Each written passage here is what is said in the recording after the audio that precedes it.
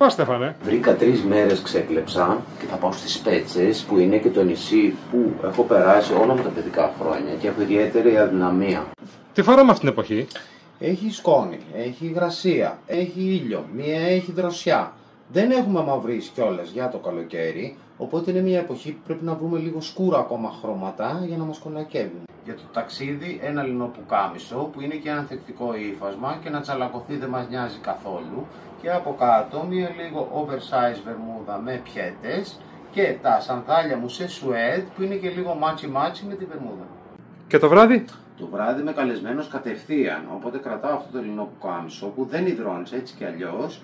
Έχω βάλει ένα μπέζ παντελόνι και έχω παίξει με τα αξεσουάρ. Έχω βάλει αυτό το λινό μαντίλι και αυτά τα γυαλιά. Και για μπάνιο? Εκτός από τη χρηματοδοτή αγαπημένη μου πετσέτα του Παρθένη, πάλι πουκαμισάκια χαλαρά, θα σας σώσω. Και από κάτω φοράει ένα μαύρο μαγιό και τσέπες, δηλαδή τα βάζω όλα μέσα και πάω στην παραλία. Dinner time είναι σχεδόν κατά μαύρα. Έχω βάλει αυτό που κάμισο που έχει γεωμετρικά σχέδια για να δώσει μια πιο καλοκαιρινή διάθεση. Το καλοκαίρι εγώ γενικά φοράω χρώματα, αλλά το μαύρο ακόμα ενδείκνεται αυτή την εποχή. Και για την επιστροφή στην Αθήνα? Θα έχω μαυρίσει λίγο, οπότε έχω αρχίσει και το γυρνάω σε πιο ανοιχτόχρωμα ρούχα. Όσο για jacket, ένα oversized denim στο κλασικό χρώμα κάνει και για απογευματινά looks και για βραδινά.